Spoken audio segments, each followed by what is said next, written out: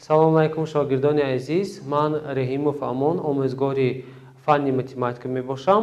Имрӯз ҳамроҳи шумо мо мавзӯи хосиятҳои решии квадратии арифметикиро дида мебароем. Хеле ки маълум аст, якум хосияти решии квадратии арифметикӣ ин ҳосили зарб. Агар дар таҳти решии квадратии арифметикӣ ҳосили зарби ададҳо ҷой дошта бошанд, пас онҳоро дар алоҳидагӣ решии квадратии аз адади А ва решии квадратии аз адади Б иҷро менамоем. Яъне решии квадратии аз адади А зарби решии квадратии аз адади Б навишта мешавад ки дар ин ҷо ададҳои А ва Б ададҳои мусбат мебошанд. Яъне А калон ё баробари 0 ва ҳам Б калон ё баробари 0 мебошад ки ин аст хосияти якуми асосии решии квадратии арифметикӣ. Хосияти дуюм бошад ҳосили тақсим. Агар дар таҳти решии квадратии арифметикӣ каср мавҷуд бошад, пас мо метавонем аз сурат алоҳида каср гирем ва аз махраҷ алоҳида касрро гирем. Яъне решии квадратии аз А тақсими Б ин баробар аст ба решии квадратии аз А тақсими решии квадратии аз Б навишта мешавад ки дар ин ҷо ададҳои А ва Б ададҳои мусбат мебошанд. Яъне менависем ки дар ин ҷо А калон аз 0 калон ё баробари 0 ва ҳам адади Б адади калон аз 0 шуда метавонад. Хосиятҳои якум ва дуюмро дида баромадем ва гуфта гузаштан мумкин аст ки тарафи чап ба тарафи рост баробар аст ва тарафи рост ба тарафи чап низ баробар аст. Яъне ин ду хосиятҳое ки мо навиштем айниятан бояд баробар бошанд. Хосияти сеюми касри решии квадратии арифметикӣ ин чунин аст. Агар дар решии квадратии арифметикӣ ҳангоми решии квадратии арифметикиро ба дараҷаи 2 бардоштан, дар ин ҳолат квадрат ва решии квадратии арифметикӣ ихтисор шуда ба мо таҳти решии квадратии арифметикӣ А пайдо мешавад ки дар ин ҷо А калон ё баробари 0 аст ки ин хосияти сеюми решии квадратии арифметикӣ мебошад. Хосияти чорум бошад, агар решии квадратии арифметикиро ба адади натурали n бардорем, дар ин ҳолат мо метавонем чунин табдилотро иҷро кунем. Яъне А дар дараҷаи n тақсими 2 навиштан мумкин аст ки инҳо хосиятҳои асосии решаҳои квадратии арифметикӣ мебошанд. Мо метавонем агар дар таҳти решии квадратӣ якчанд зарбшаванда ҷой дошта бошад, ҳар як зарбшавандаро дар алоҳидагӣ аз таҳти решии квадратии арифметикӣ бароварда низ метавонем. Барои мустаҳкам кардани ин мавзӯъ якчанд мисолу масъалаҳоро ҳамроҳи шумо дида мебароем. Дар мисоли якум омадааст решии квадратӣ аз адади 4 зарби 9. Мо метавонем аз рӯи хосияти якуми решии квадратӣ истифода бурда ин мисолро ҳисоб кунем. Яъне ба ҷои тағйирёбандии А адади 4 ва ба ҷои тағйирёбандии Б адади 9 ҷой дорад, мо метавонем дар алоҳидагӣ решии квадратии аз адади 4ро гирем ва дар алоҳидагӣ решии квадратии аз адади 9ро барорем. Яъне дар натиҷа аз адади 4 ба мо 2 ҳосил мешавад, аз адади 9 ба мо 3 ҳосил мешавад. Ҳангоми 2ро ба 3 зарб задан адади 6 пайдо мешавад. Айнан ана ҳамин тавр мисол дар мисоли дуюм омадааст. Дар таҳти решии квадратӣ дар ин ҷо 3 зарбшаванда ҷой дода шудааст ки ҳар яке онҳоро бо алоҳидагӣ аз таҳти решии квадратии арифметикӣ мебарорем. Яъне решии квадратии аз адади 25 зарби решии квадратии аз адади 16 зарби решии квадратии аз адади 9. Дар натиҷа хеле ки маълум гардид, ҳар яки ин зарбшавандаҳоро аз решии квадратии арифметикӣ мебарорем. Аз решии квадратии арифметикӣ адади 25 5 ҳосил мешавад, аз адади 16 4 ҳосил мешавад ва аз адади 9 3 ҳосил мешавад. Анакнун ин ададҳоро пай дар пай зарб мезанем. Яъне 5 зарби 4 ба мо 20 ҳосил мешавад, 20ро ба 3 зарб кардан ба мо адади 60 ҳосил мешавад ки ин نتیجه آخران مثال دوم به حساب می رود.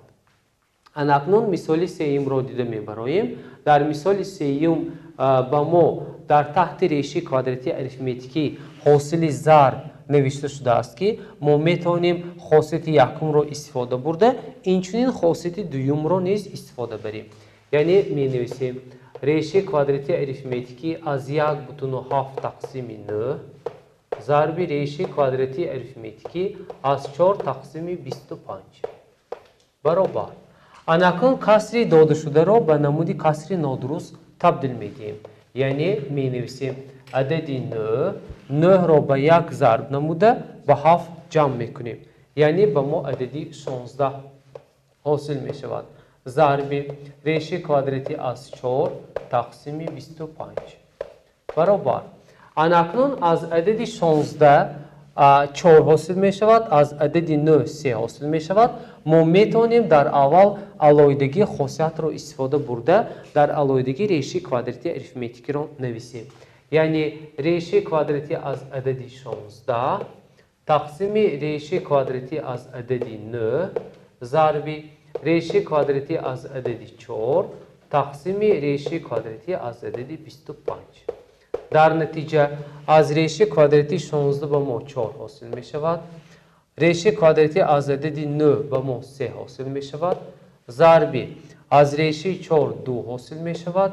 از ریشه 25 5 حاصل می شود. این دو کسرها را با هم ضرب می کنیم. یعنی صورت را با صورت، مخرج را با مخرج ضرب کرده چنین حاصل می کنیم. 4 ضرب 2 3 ضرب 5 و ما حاصل می شود 8 تقسیم عددی 15. این نتیجه مثالی سوم بود. اکنون مثال چهارم را همراه شما دیده می براییم. در مثال چهارم آمده است ریشه کوادراتی از حاصل ضرب 3 نشان دهنده‌اش 4 ضرب 5 نشان دهنده‌اش 2. از روی خاصیتی اساسی خاصیت یکم و چهارم استفاده برده این قیمت ifade را حساب می نماییم. یعنی ریشه کوادراتی از 3 در درجه 4 ضرب ریشه کوادراتی از 5 در درجه 2 برابر. از روی خاصیت 3 را می نویسیم، عدد 4 را به 2 تقسیم کرده می نویسیم 4 تقسیم 2 ضرب 5 2 را به 2 تقسیم کرده می نویسیم و در نتیجه با ما 3 در نشان دهنده 2 ضرب 5 در درجه 1 حاصل می شود برابر. اکنون حساب میکنیم. یعنی 3 را به درجه 2 برداریم عددی 9 حاصل می شود. 5 را به درجه 1 برداریم به ما عددی 5 حاصل می شود. 9 را با 5 ضرب نمودن عددی 45 حاصل می شود که جوابی مثالی 4 به حساب می رود. ifade زیرین را ساده میکنیم. برای ساده کردن ifade مثال پنجم در تحت ریشه با ما 9a در درجه 16 موجود است. موافق خاصیت ریشه‌ای کوادراتی اریتمتیکی این ریشه را به نمودی 2 ضرب شونده تبدیل میدیم. یعنی ریشه کوادراتی از 9 ضرب ریشه کوادراتی از a درجه 16. خیلی که معلوم است از عدد 9 از ریشه کوادراتی 3 حاصل می شود. ضرب a نشان دهنده 16 باشد. ما میتونیم از روی خاصیت چهارم چنین نویسیم. یعنی a 16 تقسیم 2. یعنی عدد 16 را به عدد 2 یعنی ریشه کوادراتی اریتمتیکی یعنی که درجه این ریشه 2 است به 2 تقسیم کرده ساده نماییم. برابر 3 ضرب a در درجه 8. یعنی این ifade نتیجه مثال پنجم به حساب می رود. مثال ششم را دیده می براییم. در مثال ششم آمده است ifade زیرین باید ساده کرده شود. یعنی خیلی که از این ifade معلوم است در تحت ریشه کوادراتی اریتمتیکی کسری الگبری موجود است که در صورت اون 169 ضرب a درجهش 18 تقسیم 25 ضرب b درجهش 30. موافق خاصیت ریشه کوادراتی اریتمتیکی یعنی که خاصیت دوم ما میتونیم هر یکی این ریشه کوادراتی رو علاوه از صورت و علاوه از مخرج ریشه برداریم. یعنی 169 ضرب a درجهش 18 تقسیم ریشه کوادراتی از 25 به درجه c. در نتیجه چنین تبدیلات رو اجرا می نماییم. یعنی از عدد 169 به ما 13 حاصل می شود.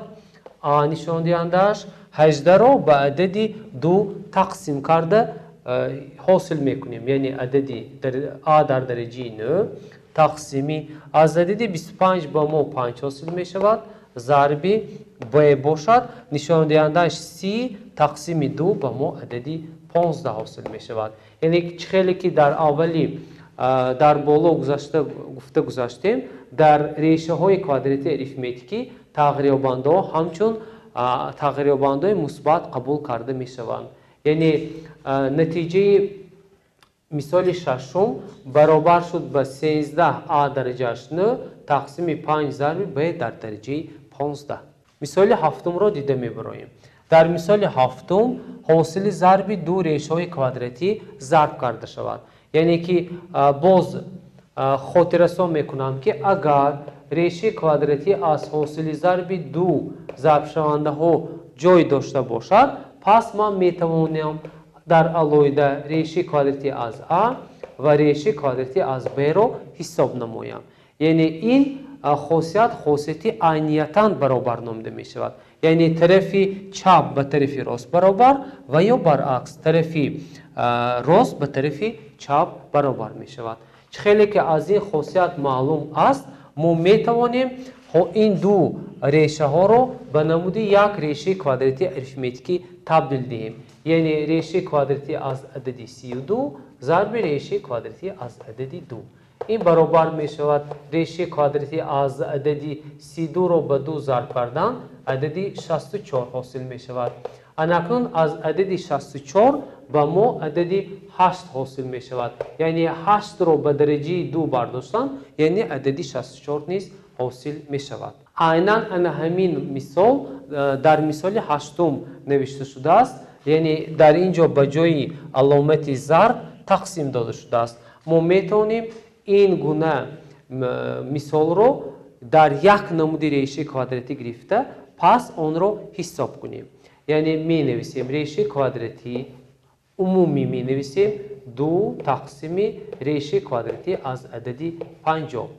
اکنون عددهای 2 و 50 با هم اختصار شوندن آنها رو اختصار می کنیم.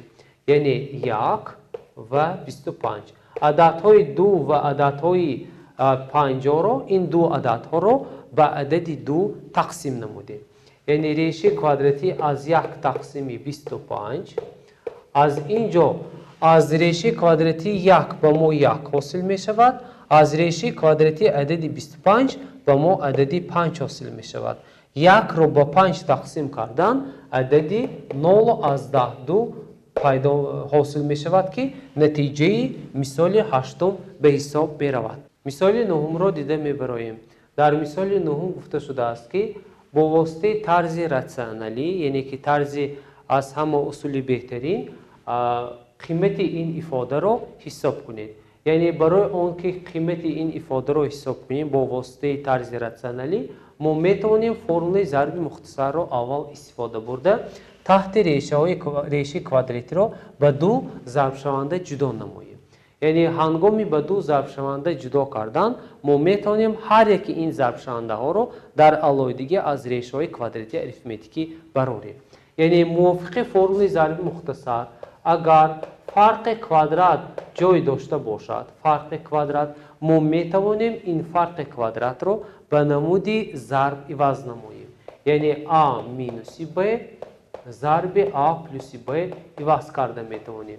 در نتیجه موافق این فرمول ضرب مختصر ما می توانیم ریشه کوادراتی اریتمتیکی از 13 کوادرات مینوس 12 کوادرات را به نمود حاصل ضرب تبدیل دهیم. یعنی ریشه کوادراتی از عدد 13 مینوس 12 ضرب ریشه کوادراتی از عدد 13 جمع 12 حاصل می شود. خیلی که معلوم است ما با واسطه فرمول ضرب مختصر این ifade را به نمود ضرب جدا کردیم. اکنون ساده میکنیم. یعنی ریشه کوادراتی اریتمتیکی از 13 12 رو مینوس کنیم به ما عدد 1 حاصل می شود. 13 رو با 12 جمع کنیم عددی 25 حاصل می شود. در نتیجه 1 رو به 25 ضرب نموده عددی 25 رو حاصل می کنیم. از ریشه کوادراتی عددی 25 به ما عددی 5 حاصل می شود. یعنی 5 رو هنگام به درجه 2 برداشتن عددی 25 حاصل می شود که نتیجه حاصلی ریشه کوادراتی از 13 کوادرات مینوس 12 کوادرات عددی 5 به حساب می رود. این بود مثال 9. اکنون در مثال 10 گفته می شود که ifade الگبروی داده شده است. باید اثبات کنیم که طرف چپ آن و طرف راست برابر است. یعنی باید اثبات کرد که عینیت یعنی طرف چپ این ifade و طرف راست برابر است. یعنی برای اون که این ifade رو ما عینیت رو اثبات کنیم خاصیت های ریشه کوادراتی اریتمتیکی رو استفاده میبریم. یعنی می نویسیم عدد 20 ضرب موافق خاصیت دوم ریشه کوادراتی اریتمتیکی علاوه از سرعت ریشه کوادراتی میگیریم علاوه از مخرج ریشه کوادراتی رو میبرداریم. یعنی ریشه کوادراتی از a تقسیم ریشه کوادراتی از عددی 400 که نتیجه آن باید ریشه کوادراتی از a حاصل شود. اکنون تبدیل میدهیم. می نویسیم 20 ضرب ریشه کوادراتی از a تقسیم ریشه کوادراتی از عددی 400 و ما عددی 20 رو می دهد. یعنی که به جای ریشه کوادراتی 400 عددی 20 رو می نویسیم. این برابر است به ریشه کوادراتی از تقریبانده a. هنگام عددهای 20 و 20 رو با هم اختصار کردن به ما حاصل می شود. ریشه کوادراتی از عددی a برابر است به ریشه کوادراتی از عددی a که ما این رو اثبات کردیم که طرف چپ و طرف راست برابر است. یعنی ifade داده شده رو ما با واسطه خاصیت ریشه کوادراتی اریتمتیکی اثبات نمودیم. با همین درس امروزی ما به انجام رسید. خیر سلامت باشید.